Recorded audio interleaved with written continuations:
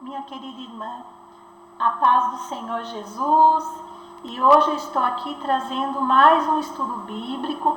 Nós estamos estudando as práticas devocionais e hoje nós vamos ver a prática da vontade.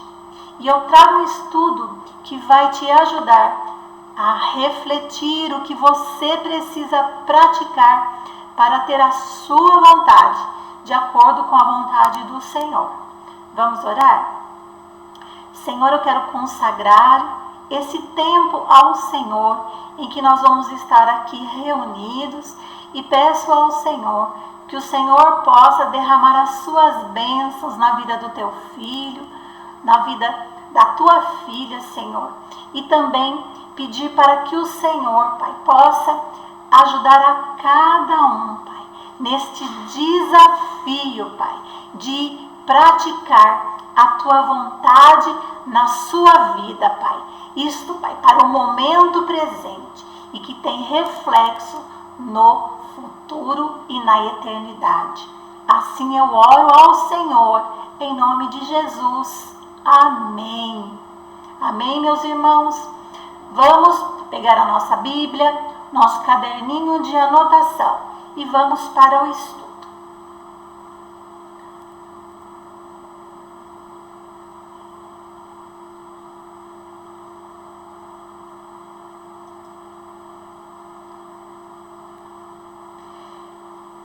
Muito bem, eu trouxe um versículo aqui para nos ajudar, né? E ele diz assim: tudo é permitido, mas nem tudo convém. Tudo é permitido, mas nem tudo edifica. Então aqui um comentário, né? Uma vez que não edifica e não convém, então não veja, não ouça e não fale. E agora eu tenho aqui uma imagem que eu trouxe para vocês, e essa imagem ela nos remete a dois caminhos bem definidos. E o texto diz assim: o homem não se dirige apenas por instinto, mas por livre escolha. Não é? Quando eu falo homem, eu me refiro ao homem e à mulher, certo? E olhando aqui para esta frase, eu queria falar para vocês um pouquinho sobre esse instinto e sobre essa livre escolha. O que é o instinto, né? Ele é uma reação assim espontânea dentro dos padrões do comportamento animal, como o instinto de sobrevivência, por exemplo, que é um comportamento básico, né, de preservação da vida e de preservação da saúde, e o instinto de reprodução propriamente dito, que tem a ver com a preservação da espécie. Mas o homem, como um ser racional, ele tem a sua consciência que a vida ela é feita de escolhas, e escolher tem a ver com tomar uma decisão. E o que diferencia uma escolha da outra é o motivo e a realidade que a pessoa está vivendo naquele momento.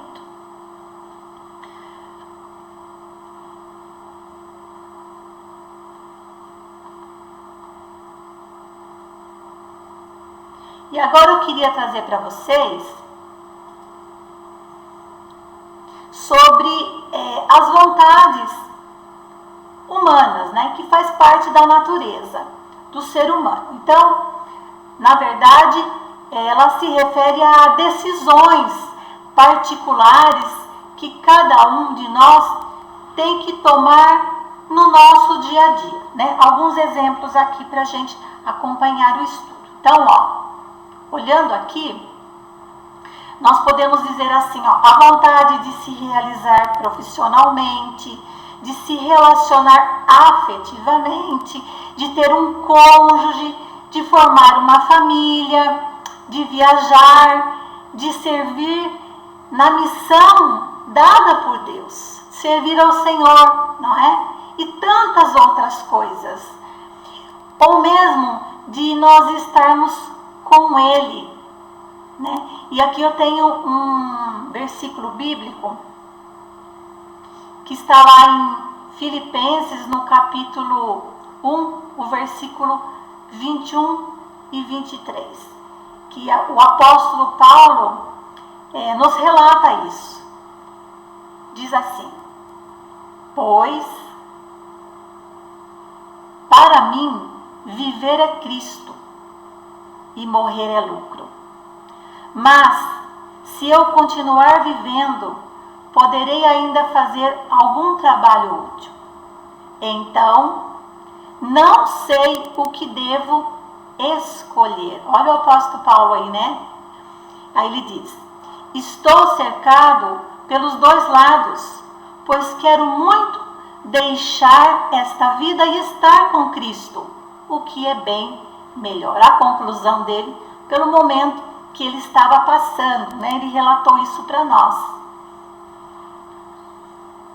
Muito bem, então,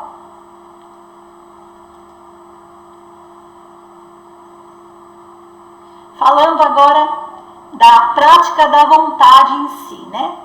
Na verdade, o dom da vontade que é concedido por Deus, aparentemente, facilita a vida. Torna tudo agradável e transfere enorme responsabilidade ao homem.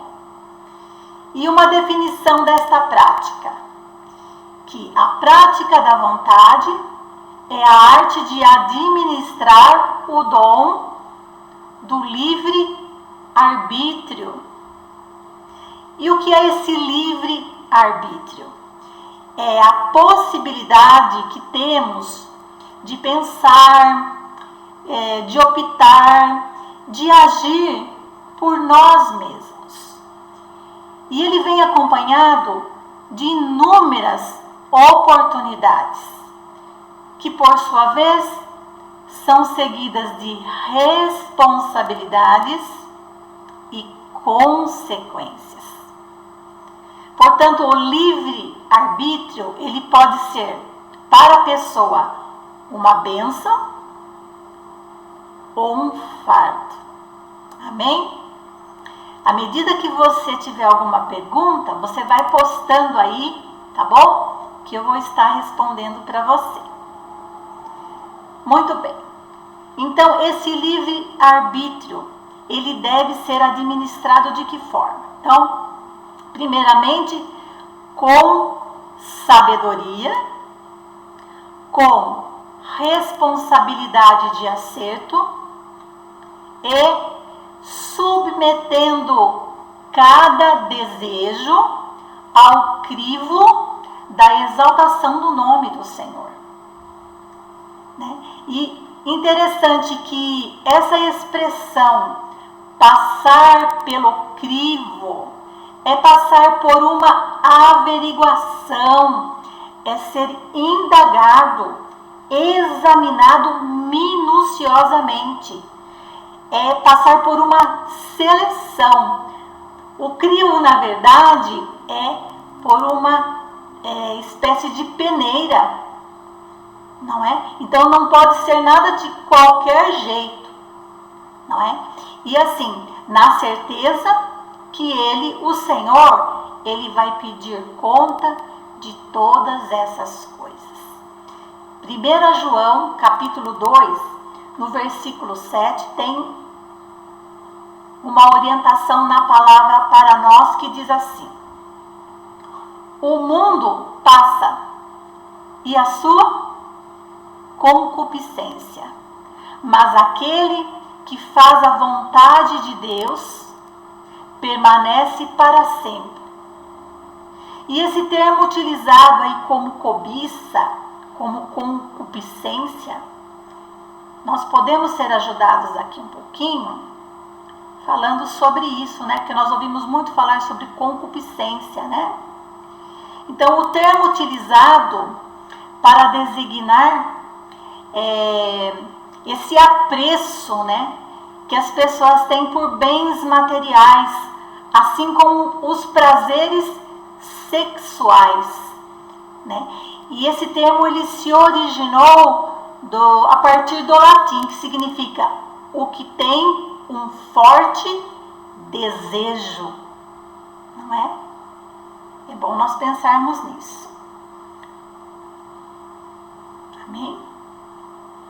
Mas nós temos uma orientação aqui também, nesse estudo, que existem vontades no ser humano que são contraditórias. Então, o homem, ele tem vontades simultâneas ou sucessivas, que são opostas entre si. Tem uma vontade agora e outra depois, ou ambas ao mesmo tempo. Então você pode agir de um modo X ou do modo Y em certa situação. Contudo, você deverá lidar com as consequências de cada decisão tomada. E do ponto teológico, o homem ele é dominado por duas vontades igualmente fortes, que é a vontade de acertar e a vontade de errar. E o que é mais fácil para o homem? Para nós pensarmos. Mas nós vamos agora ver sobre a vontade de acertar, não é? Então, alguns exemplos aqui para nós. Por exemplo, andar no espírito, que exige movimento, disposição da nossa vontade em fazer, rejeitar o mal e abraçar o bem, levar a sério os mandamentos e a sã doutrina cristã, servir a Deus livremente e com amor, seguir firme no caminho proposto por Deus. Nobres vontades, e eu sei que você poderia acrescentar algumas delas aí, que são legítimas. Mas tem um versículo para nos ajudarmos um pouquinho também nisso, que está lá em 1 Tessalonicenses, capítulo 5, versículo 21 e 22, que diz: examinem tudo, fiquem com o que é bom e evitem todo tipo de mal. Isso para tudo na nossa vida. Quanto a sermos honestos em pensamentos, em sentimentos, em ações, naquilo que nós nos envolvemos com as pessoas, conviver com elas da melhor forma, independente da sua idade, daquilo que elas pensam, para fazer a diferença, né? Vontade de acertar. E há também, aqui o texto nos mostra, você vai ver comigo, que esta vontade de acertar, ela encontra sérios obstáculos. Porque o homem, ele carrega dentro de si esse fardo incômodo, do nascimento até a morte, que é o pecado. E aqui nós vamos ver sobre a pecaminosidade latente, que é o fruto da nossa queda, né? E é algo assim encoberto, é algo oculto, é algo às vezes na nossa vida disfarçado, e ele é um problema interno, constante na vida de muitas pessoas, confuso e muito prejudicial. Na psicologia é tratado isso como aquela compulsão, não é? E temos aqui 2 versículos que nos ajudam na palavra a entender um pouquinho mais, que diz assim.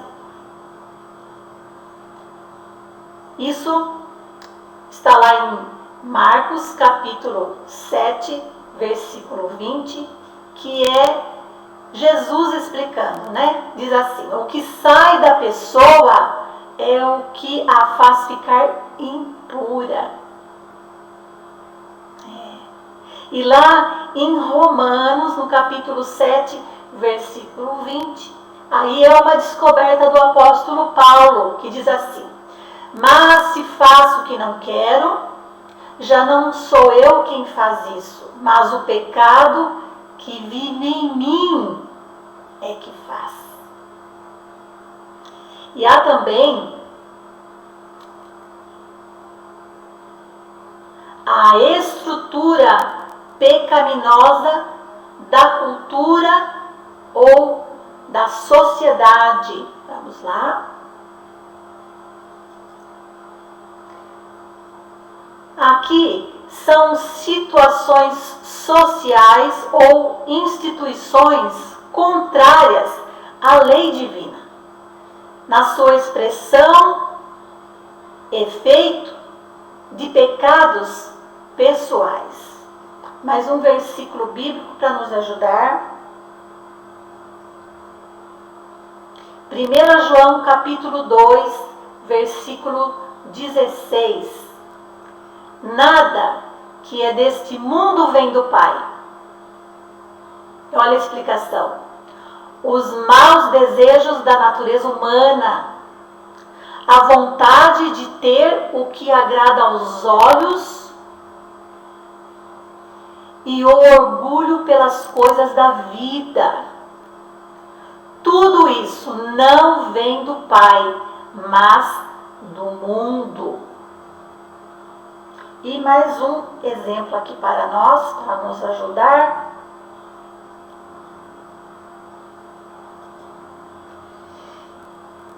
Que fala sobre a atuação das forças espirituais do mal.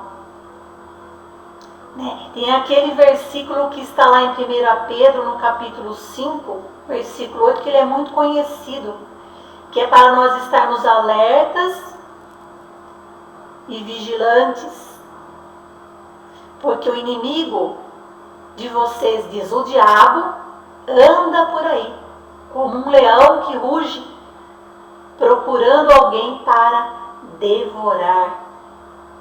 Mas o versículo que eu quero trazer está lá para vocês, em Efésios capítulo 2, versículo do 1 ao 3. Ele é um pouco longo, mas ele é muito importante, né? E nos ajuda bastante. Diz assim: naquele tempo, vocês seguiam o mau caminho deste mundo e faziam a vontade daquele que governa os poderes espirituais do espaço, o espírito que agora controla os que desobedecem a Deus. De fato, todos nós éramos como eles e vivíamos de acordo com a nossa natureza humana, fazendo o que o nosso corpo e a nossa mente queriam. Assim, porque somos seres humanos como os outros, nós também estávamos destinados a sofrer o castigo de Deus. Riquíssimos, né, irmãos? Que bênção, né? Nós temos poder ter acesso a essas instruções tão maravilhosas da palavra do Senhor. Amém? Agora nós vamos falar sobre a vontade de errar, não é? a vontade de errar. Na verdade, essa vontade, ela se trata de uma luta interior. Alguns exemplos: satisfazer os desejos da carne, não é? Instigados por conversas, por situações, vai tornando as pessoas de uma forma presa a tantas coisas, como preguiça, fofoca, inveja, egoísmo, ganância, uma ira descontrolada, imoralidade sexual, idolatria e tantas outras coisas, né? Andar segundo o curso deste mundo é a expressão que nos dá a ideia do mundo como inimigo de Deus. Isto é, não é um mundo físico, mas um mundo como um sistema espiritual satânico. E seguir a liderança do mal, tudo que não ajuda, que não é bom, né? Que vai contra a vontade do Senhor. No versículo Romanos, capítulo 7, versículos 16 e 17, né? Aí o apóstolo Paulo relatando para nós, diz assim: se faço o que não quero, isso prova que reconheço que a lei diz o que é certo. E isso mostra que de fato já não sou eu quem faz isso, mas o pecado que vive em mim é que faz esta luta, né, interna. Mas também existe obstáculos. Olha que coisa maravilhosa, né, que o Senhor nos providenciou nessa vontade de errar, né? Então, vamos ver algumas delas também.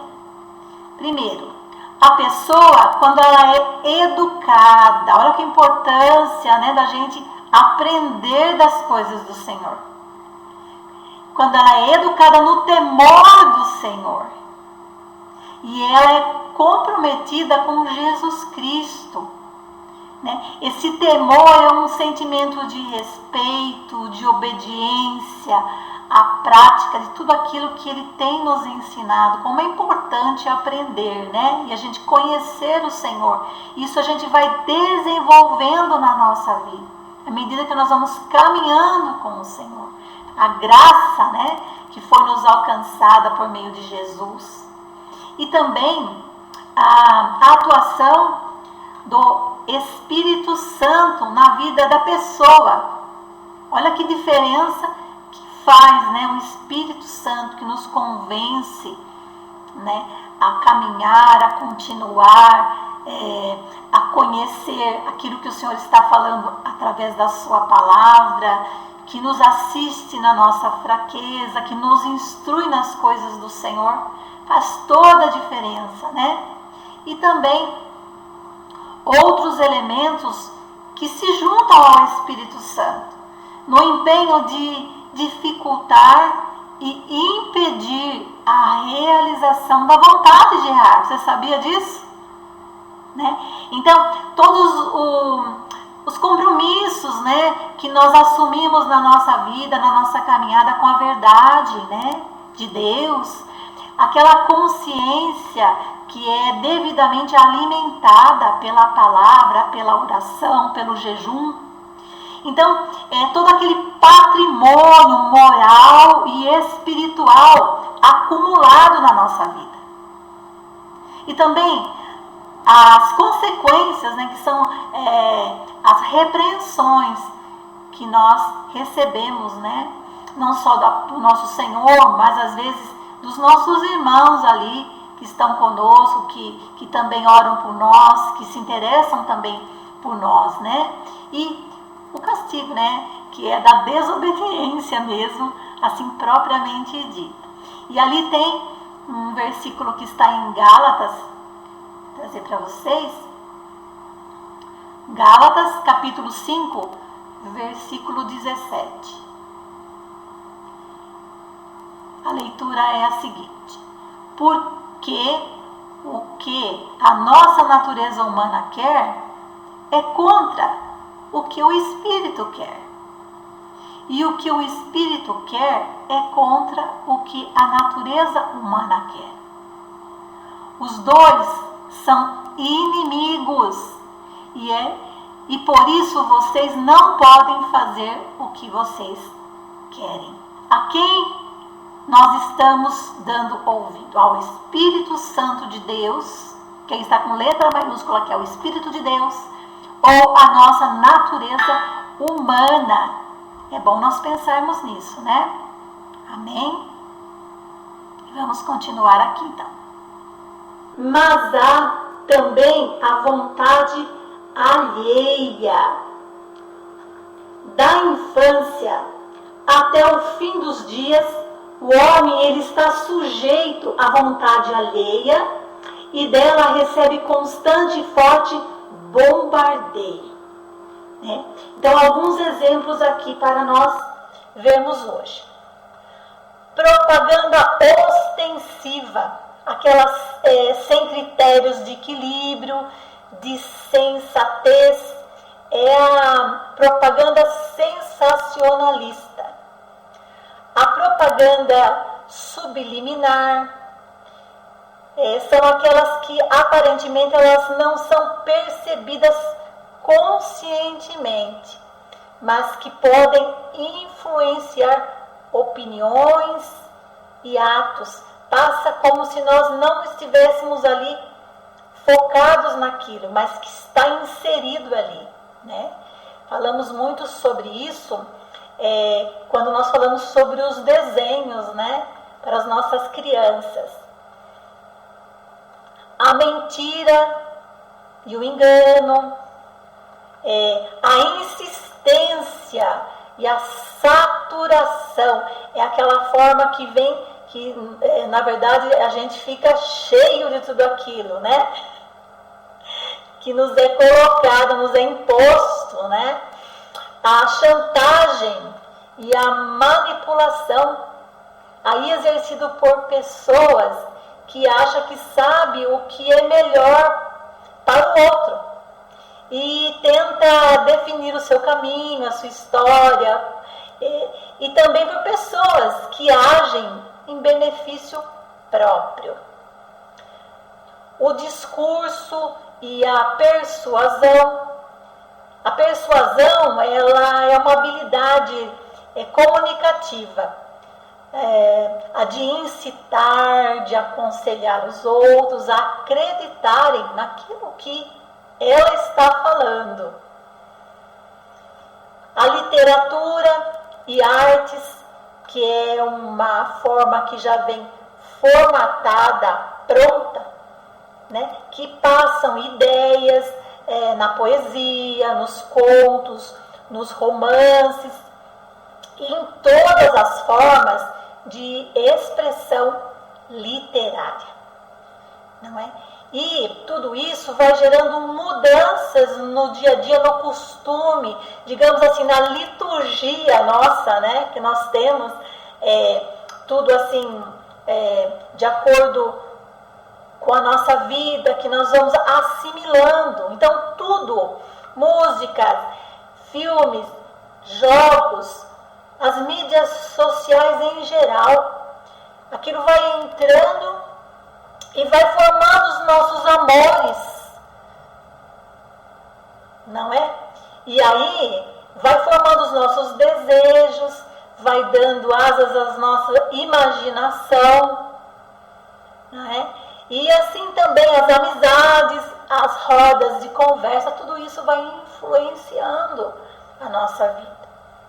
Olha como isso é algo muito prejudicial, fora daquilo que Deus tem nos falado. Olha quanta coisa Ele já nos falou pela palavra até agora aqui, né? Que nós temos visto, e tem muito mais. É um estudo muito rico da palavra do Senhor. Então, para a gente pensar, né? Eu falo você, mas eu me incluo, tá? Então, quem você é em Cristo? Estou falando para mim. Você expressa a vontade de trazer vida onde quer que você vá? Amém? Agora nós vamos ver sobre a vontade própria. Porque toda a decisão final está nesse exercício aí. E a vontade própria ela é tão determinante que tanto, digamos assim, o bem quanto o mal a respeitam e tentam de alguma forma atraí-la e dobrá-la. Olha aqui um versículo para nós, que está lá em Gênesis, no capítulo 3, no versículo 6. Diz assim: a mulher viu que a árvore era bonita e que as suas frutas eram boas de se comer. E ela pensou como seria bom ter entendimento. Aí apanhou uma fruta e comeu. E deu ao seu marido, e ele também comeu. Olha aí, na área do pensamento, da decisão em fazer, da conclusão e passar isso adiante. Estão vendo? Então, no Éden, tanto Deus como a serpente respeitavam a vontade da mulher. Sem grade em torno da árvore da ciência do bem e do mal, nem a serpente colocou o fruto proibido na boca do casal. Então a vontade própria, ela é uma forte barreira, tanto para as forças do bem, como diz aí o texto, como do mal.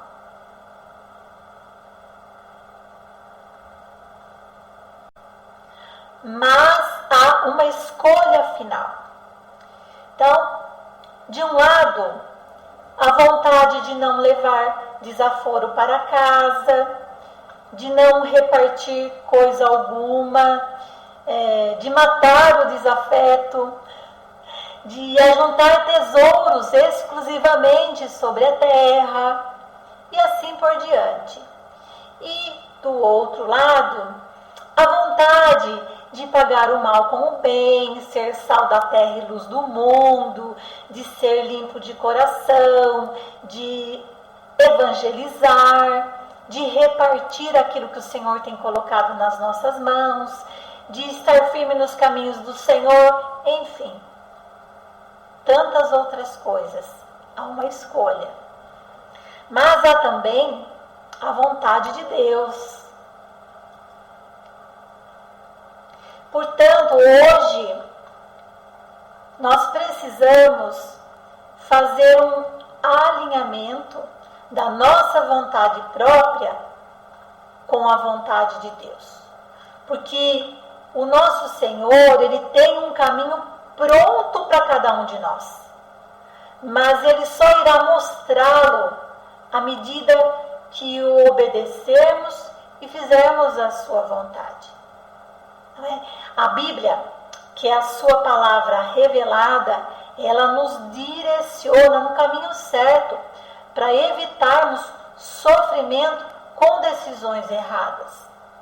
Tem aqui uma palavra que Jesus dizendo, que está lá em Mateus no capítulo 22, 29, que diz assim: vocês erram por não conhecerem as Escrituras e nem o poder de Deus. E essa é uma grande verdade, E ainda falando sobre a vontade de Deus,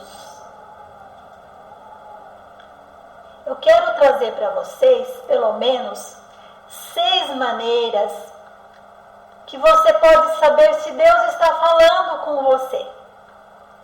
Primeira, a voz que você ouve o convence a fazer o bem, promove sentimentos de amor ilumina sua mente, eleva você a outros, traz paz, te inspira a ser melhor do que você é. Você pode estar dizendo assim para mim: ah, mas eu faz tanto tempo que eu não ouço a voz do Senhor. Mas nem por isso o Senhor não tem ouvido as suas orações e aquilo que você tem colocado diante dele. Tem um versículo bíblico, 2 na verdade, que está lá em Isaías 64, o 4 e 5, e eu vou ler para você, que diz aí para mim: olha, eu não tenho ouvido a voz de Deus, mas você tenha certeza que Deus, ele está no controle de todas as coisas. E se você está na presença do Senhor, com certeza, tudo isso vai mudar, tudo isso vai passar. Diz assim lá, 64, versículos 4 e 5 de Isaías: nunca ninguém viu ou ouviu falar do outro Deus além de ti, de um Deus que faz coisas assim em favor dos que confiam nele. Tu aceitas os que fazem com prazer o que é direito, os que lembram de viver de acordo com a tua vontade. Olha que palavra linda para nós também, né? Para juntar a tudo aquilo que nós já vimos. E continuando aqui, irmãos, ainda sobre a vontade de Deus,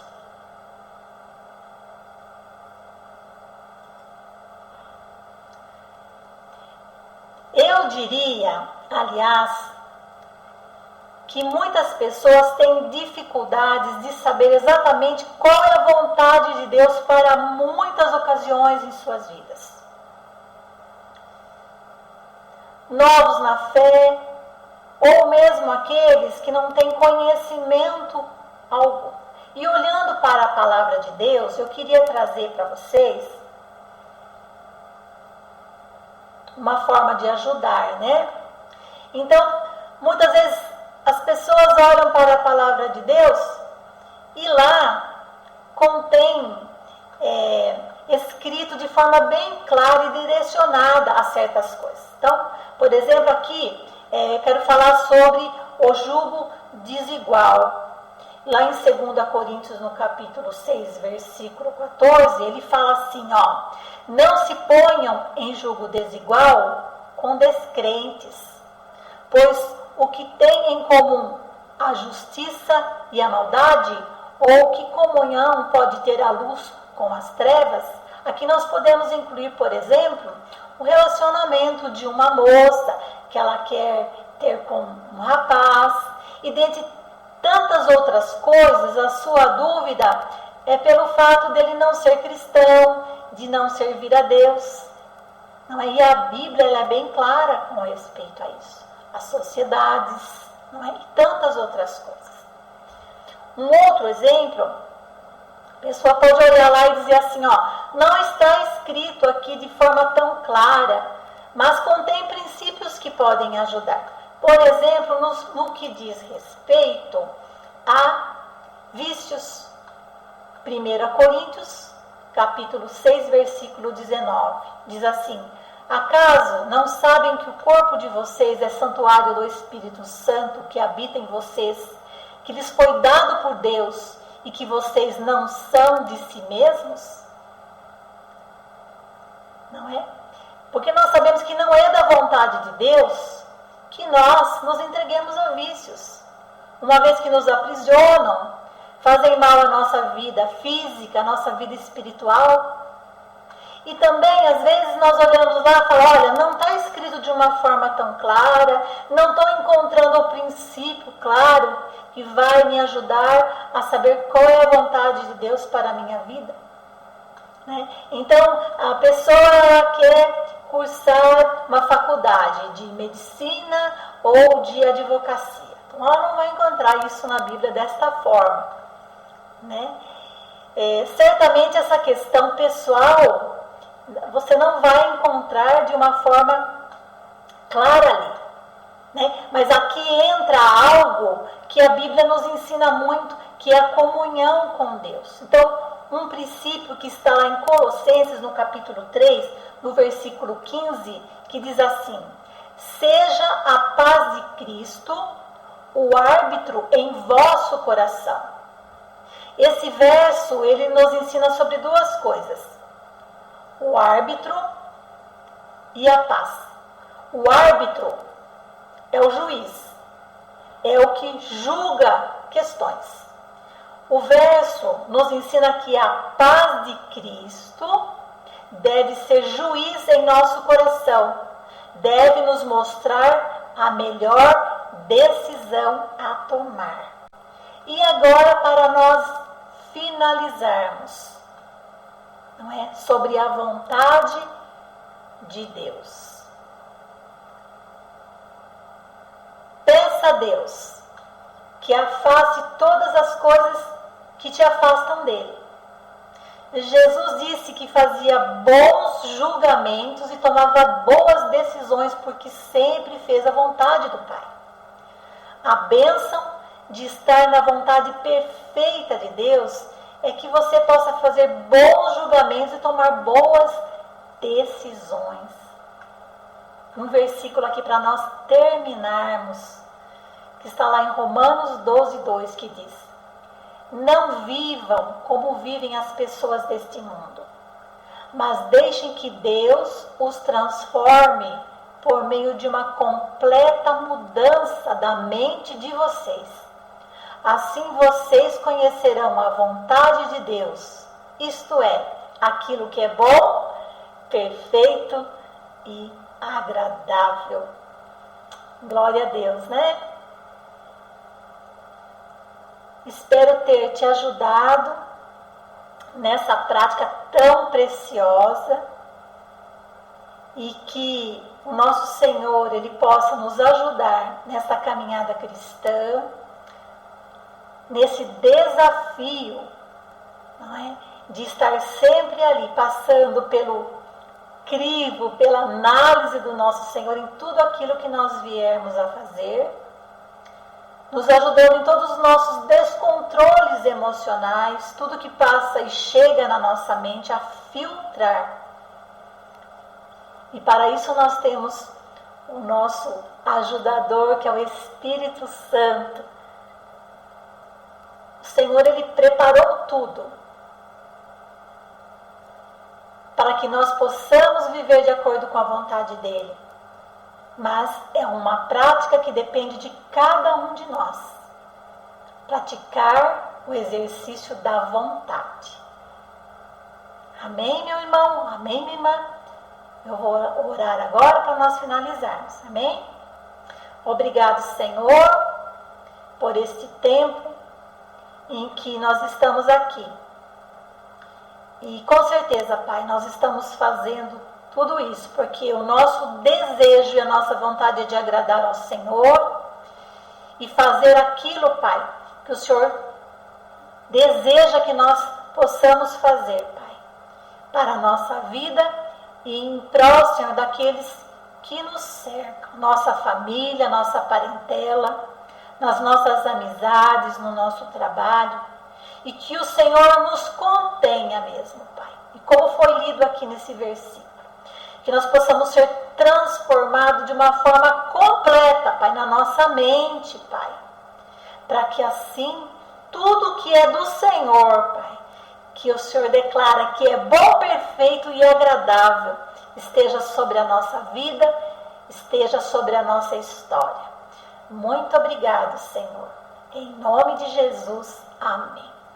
Amém, meus irmãos? Deus abençoe a cada um de vocês e até a próxima aula, se assim o Senhor permitir, eu vou estar aqui. Fiquem na paz do Senhor.